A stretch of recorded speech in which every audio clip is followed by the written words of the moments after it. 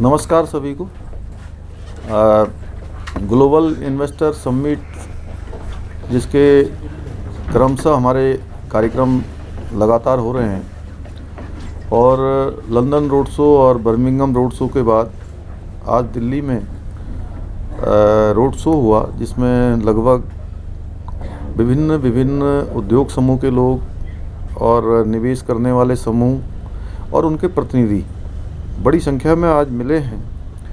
लगभग 400 से अधिक की संख्या सभी मिलने वालों की थी, जिन्होंने बहुत सारे प्रस्ताव निवेशों के यहाँ हमको प्राप्त हुए हैं और साथ में 19,000 करोड़ के लगभग आज निवेश के करार भी हुए हैं और ये हमको बहुत ठोस प्रस्ताव प्राप्त हुए हैं।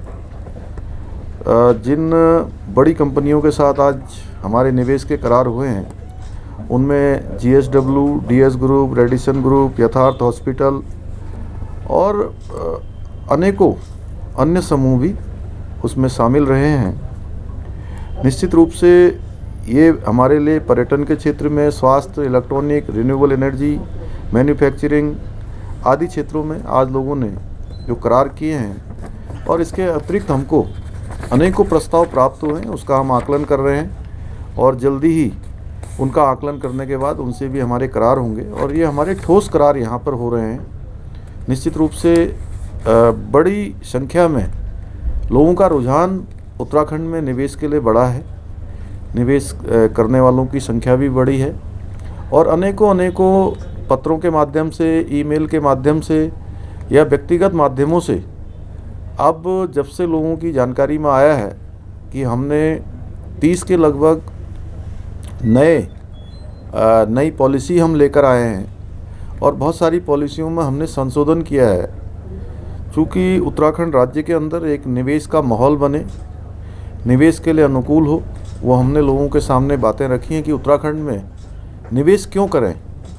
क्योंकि उत्तराखंड में जहाँ कानून व्यवस्था की स्थिति अच्छी है, शांति है और कम विद्युत टैरिफ देश के अंदर सबसे कम कहीं है तो उत्तराखंड के अंदर है।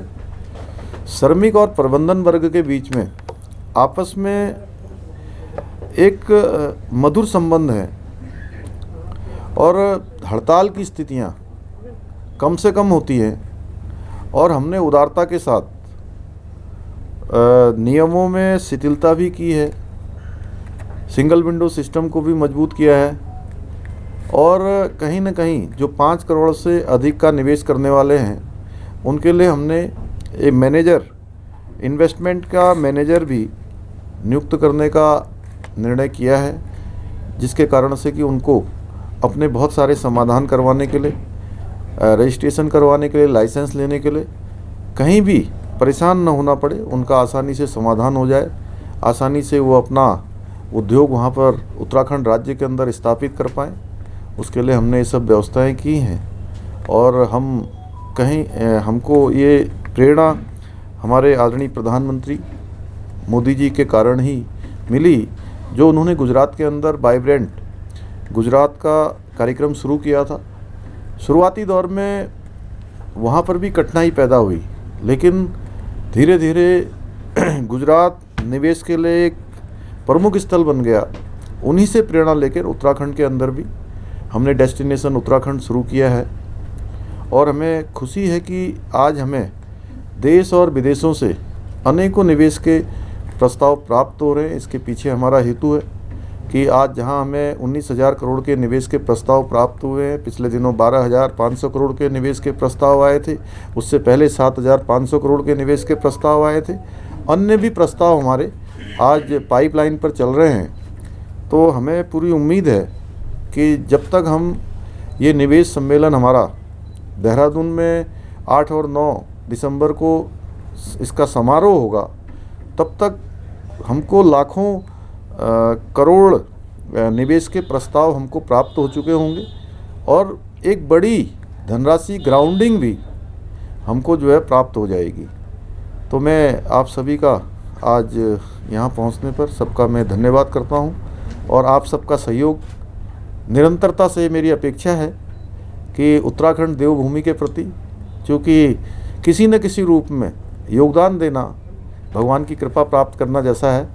और देवभूमि के लिए योगदान देना, देवभूमि में जन्म लेने से और वहाँ कर्म करने से और किसी न किसी रूप में जुड़े रहने से भगवान की कृपा और आशीर्वाद प्राप्त होता है, ऐसा सभी का मानना है। क्योंकि ऋषियों की भूमि, मनीषियों की भूमि, योग और आयुर्वेद की भूमि है।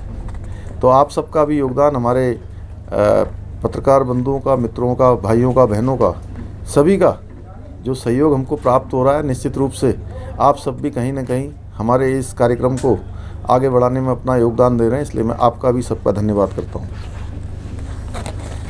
धन्यवाद। सर, ग्राउंड सेरेमनी के लिए आपने 25,000 करोड़ का आपने टारगेट तय किया था और 40,000 करोड़ रुपए का आपके MOU हो चुके हैं। क्या ग्राउंड सेरेमनी वाला इसमें लक्ष्य पूरा हो गया है?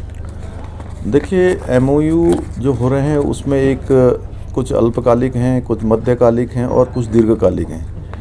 तो तीनों प्रकार के निवेश हमको प्राप्त हुए हैं। लेकिन ये तय है कि 25,000 करोड़ का आंकड़ा जो हमने शुरू में तय किया था वो हमारा जल्दी ही पूरा हो जाएगा, उसमें कहीं कोई संशय नहीं है।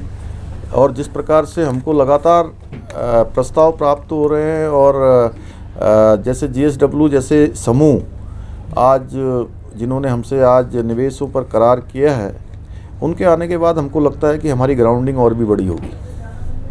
सर, आज HM से मिल के आए हैं, किन मसलों पे बात हुई? आपके यहाँ पारिस्थितिक बैठक भी होनी है। पिछले दिनों राज्य में आपदा की स्थिति रही है और आपदा की स्थिति से मैंने उनको अवगत कराया है, माननीय गृह मंत्री जी को। और साथ ही जोशीमठ में जो आपदा के कारण से नुकसान हुआ है, उस नुकसान के लिए भी मैंने उनसे सहायता के लिए कहा है, उन्होंने मुझे आश्वस्त किया है। और साथ ही साथ मध्य क्षेत्रीय परिषद की बैठक हमारे उत्तराखंड के अंदर 7 अक्टूबर को प्रस्तावित है, उस बैठक के संबंध में भी चर्चा हुई है।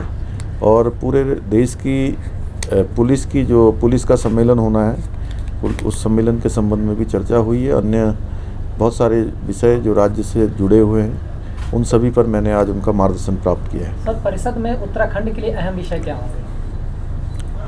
क्योंकि हमारा राज्य देखिए 2 अंतर्राष्ट्रीय सीमाओं से लगा हुआ राज्य है और उत्तर प्रदेश की सीमा से लगा है, इधर हिमाचल की सीमा से लगा हुआ है।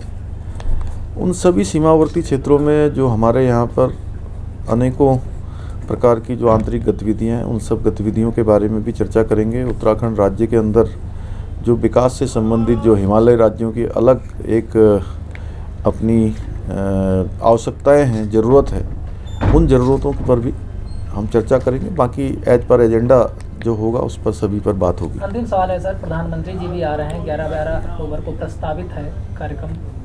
क्या सर उम्मीदें हैं उत्तराखंड को प्रधानमंत्री जी से? देखिए, आदरणीय प्रधानमंत्री मोदी जी के प्रधानमंत्री बनने के बाद उत्तराखंड राज्य के अंदर 1.5 लाख करोड़ से भी ज़्यादा की योजनाएं स्वीकृत हुई हैं। और वह जब भी आते हैं तो उत्तराखंड में एक अलग ही लोगों के बीच में माहौल होता है, लोगों के लिए उत्सव जैसा होता है। और हम हमेशा इंतज़ार करते हैं, हर उत्तराखंड वासी उनके उत्तराखंड आने का इंतज़ार करता है। क्योंकि जहाँ उत्तराखंड के लोग उनसे अत्यधिक प्रेम करते हैं, अत्यधिक स्नेह करते हैं, वहीं आदरणीय मोदी जी का भी उत्तराखंड के भूमि से, उत्तराखंड के लोगों से, देवभूमि से कर्म और मर्म का रिश्ता है। और उन्होंने सार्वजनिक अनेकों अपने मंचों से, अपने उद्बोधनों में इसका जिक्र किया है कि देवभूमि से मेरा कर्म मर्म का रिश्ता है। इसलिए वो आएंगे तो निश्चित रूप से कहीं ना कहीं पूरे उत्तराखंड के अंदर ऊर्जा और उत्साह दोनों ही बढ़ेगा। और उनका आना हमेशा हमारे लिए अच्छा होता है। इस बार भी हम उनका इंतज़ार कर रहे हैं।